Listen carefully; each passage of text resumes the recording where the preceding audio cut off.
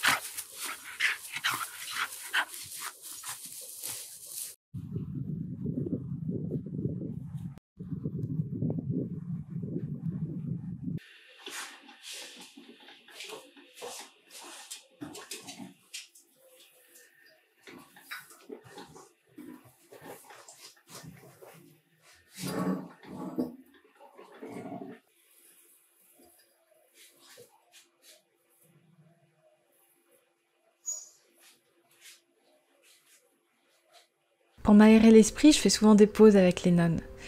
Être au contact de la nature fait du bien à ma créativité et a le don de me remonter le moral, de me faire prendre du recul et tout simplement de me remplir de joie.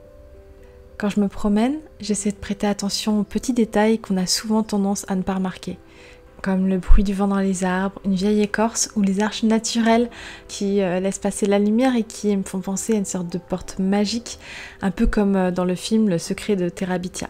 Dans mon village, j'ai la chance d'avoir les marais et la forêt assez proche pour pouvoir y aller à pied, ce qui me permet de varier les balades avec Lennon sans avoir besoin de prendre la voiture, ce qui m'arrange car quand je le peux, depuis que j'ai Lennon, je marche énormément et je fais presque tout à pied.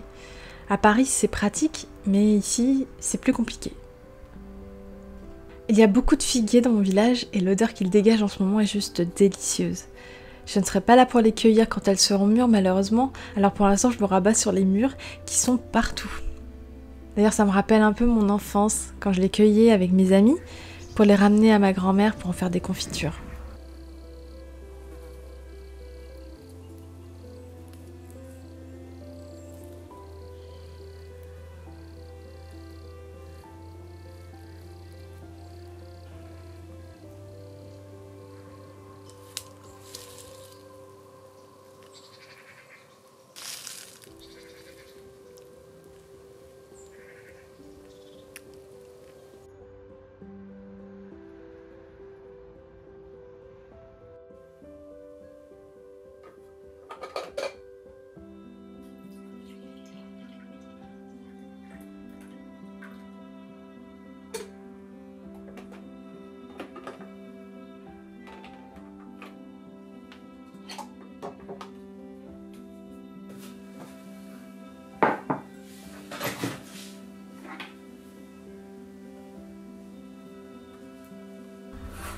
Depuis quelques semaines, je me dédie presque entièrement à ma créativité et c'est quelque chose qui me ressource à fond. Lorsque je ne dessine pas, j'ai toujours des idées de création qui me viennent tout au long de l'année et je fais en sorte de les noter précieusement pour ne pas les laisser s'envoler. Parfois, j'enregistre aussi des images qui me serviront de base pour le début de ma collection quand il sera temps de commencer la réflexion. Je suis particulièrement lente à créer, surtout lorsque ça fait longtemps que je n'ai rien fait. Je m'impose beaucoup de contraintes. Par exemple, c'est très important pour moi que ma collection ait un thème.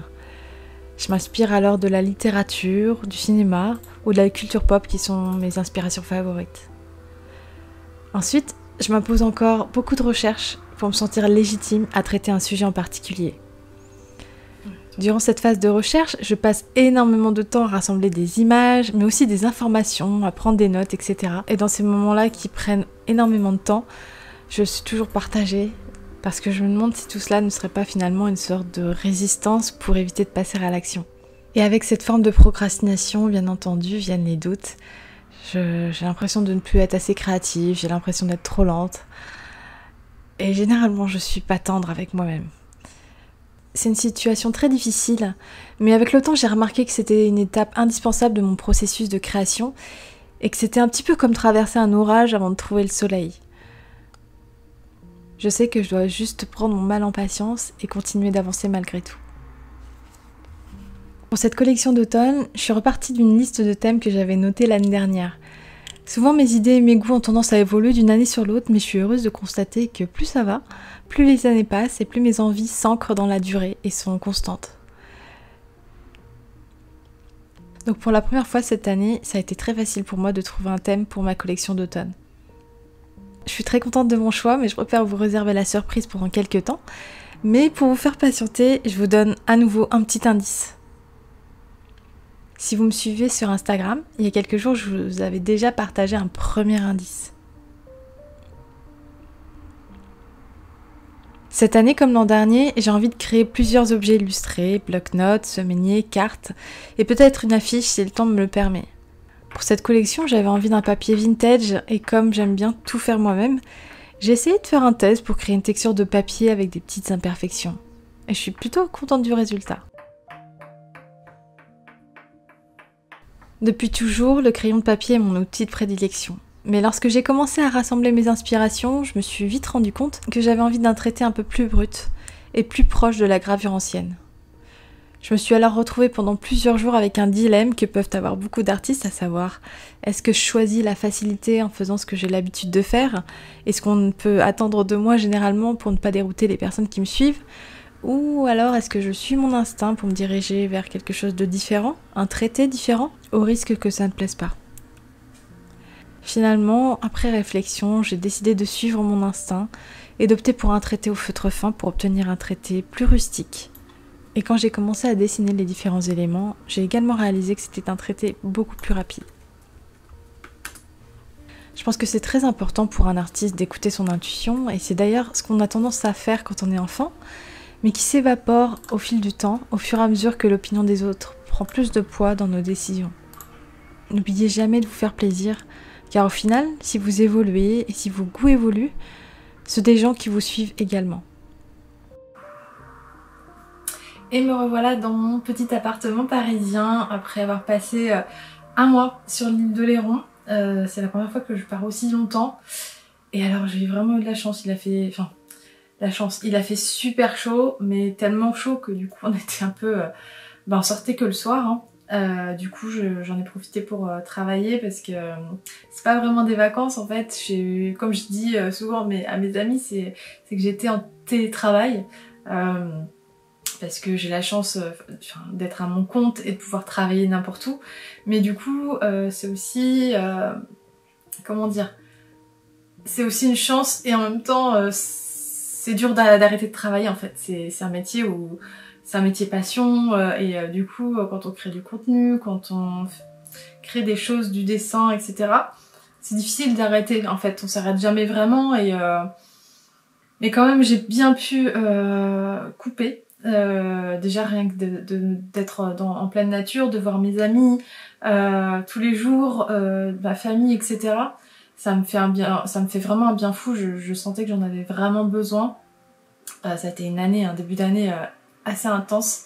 Et là, vraiment, un mois, je pense que c'était nécessaire et il s'est passé très très vite. Je vous avoue que j'ai toujours un petit pincement au cœur quand je dois quitter ma famille et mes amis. Je redoute toujours ce moment, mais en même temps, je suis contente d'être de retour à cette période de l'année à Paris.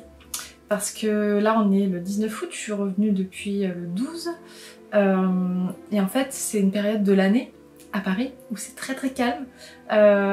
Beaucoup de gens sont partis en vacances, donc c'est si on veut découvrir Paris un peu plus de façon plus calme, c'est vraiment la bonne saison.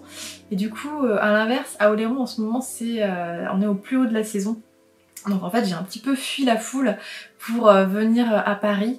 Et je fais ça tous les ans en fait, c'est-à-dire que pour moi le mois de septembre c'est vraiment synonyme de la rentrée sur toutes mes activités, c'est-à-dire que au niveau de mes clients, je sais qu'ils sont en vacances et ils reviennent beaucoup à la rentrée, et moi au niveau de mes collections, etc., c'est pareil en fait.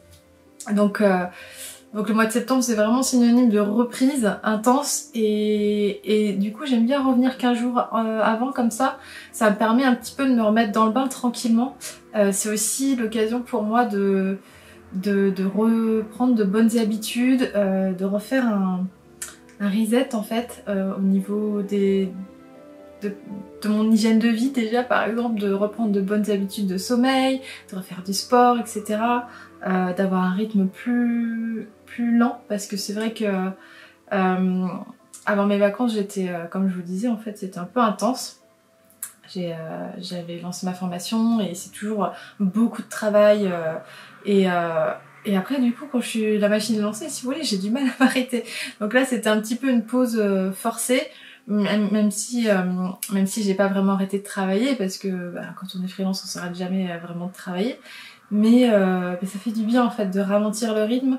Et de toute façon j'étais un petit peu obligée parce que le soir on m'appelait pour sortir, pour faire des choses, et puis il faisait tellement chaud que je vous avoue que la journée on était un peu tous calfeutrés, et du coup on sortait le soir, on allait à la plage, enfin voilà, c'est un petit peu le soir qu'on revivait quoi, donc ça serait dommage de pas en profiter, surtout que les nuits d'été, je trouve que c'est ce qu'il y a de plus agréable en fait quand il fait chaud comme ça.